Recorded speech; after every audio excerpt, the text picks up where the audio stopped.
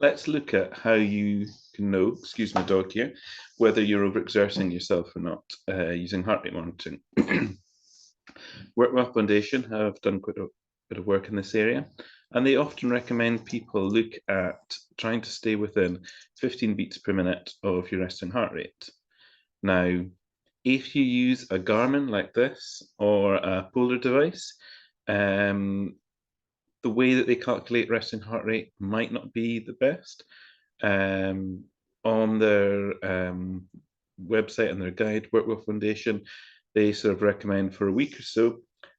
First thing when you get up in the morning, you check your heart rate. You do that for a period such as a week or so, and then you get an average. And that can be a good indication of your resting heart rate, and you can check that against what your watch says if you're not sure. Now, a lot of people find that 15 beats per minute is very, very difficult to stay within. Some people, just on standing, their heart rate can go up by 30, 40 beats per minute. That is unusual, but it's typical for people who've got POTS. So sometimes 15 can be a very difficult threshold when people are very debilitated with post-exertional malaise. It may take very little exertion to be like a massive overexertion for them.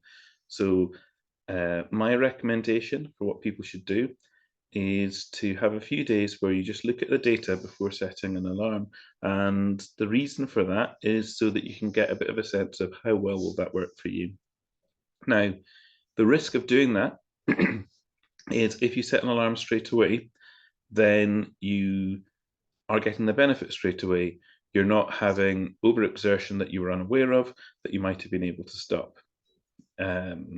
So there is a potential negative, but the positive is if you set a rate that's not working for you, the danger is you just take the alarm, you either turn the alarm off or you take the device off and you stop using it.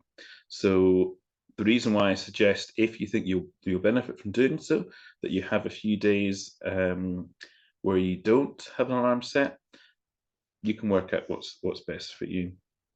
Now, if you keep you look the watch on and it's recording heart rate data, you'll have a few days of data to look at, and I'll kind of show you how you can use that to work out what would be a sensible rate for setting the alarm for yourself. There's two sort of standard ways that I've mentioned.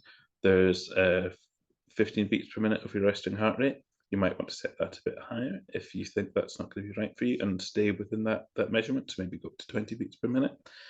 You can kind of do what you think is best for you.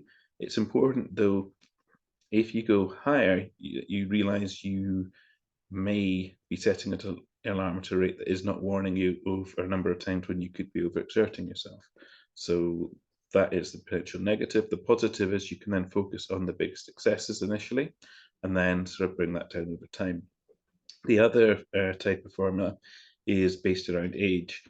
Now, there's different ways in which you'll see this expressed. If I get good at editing, which is unlikely, I will put those up on the screen somewhere. But I'll talk through them. So I use a gender adapted formula, which is 208 minus 70% of your age. Then take that whole number and multiply it by 0.55. That will get, depending on your age, a number between sort of 90 and 110. If you've done the math right. I've created a table that people can look at, because a lot of people, particularly when you're fatigued, getting basic calculations done isn't the easiest thing to do. So once you've got that calculation, you've then got a number. And what I would warn with that number is that for a lot of people, you can easily be doing things that trigger post-exertional malaise below that level, particularly for cognitive and mental tasks. But it can be a good starting point. I do think there needs to be a little bit of calibration or exploration to see what's sort of right for you, and you want to be checking that off how your symptoms are. I mean, one of the really good things about heart rate monitoring is it gives some sort of external test on your exertion where it's not really impacted by your own biases. And often the symptoms you experience when it's post-exertional malaise, there is a lag. So you might get some symptoms you experience initially, but there can be a lag of 12 hours, 2 days, 3 days from when you're doing an activity before you experience the full consequences of the activity. So having something like heart rate data, it can give you much quicker warning if you're doing something that is maybe going to cause a problem for you. Also means if you are feeling awful, you might be able to look back on what you're doing 2, 3 days ago, and you might not remember very well, but seeing the data of the activity might help give you an idea of what you've been doing, and then that can give you an idea of maybe this is something you could be doing differently. Maybe you didn't need to do that activity, maybe you could have rested sooner, etc. So you've got this number. I'll do another video just talking about setting alarms and how to go about doing that. Okay, thank you.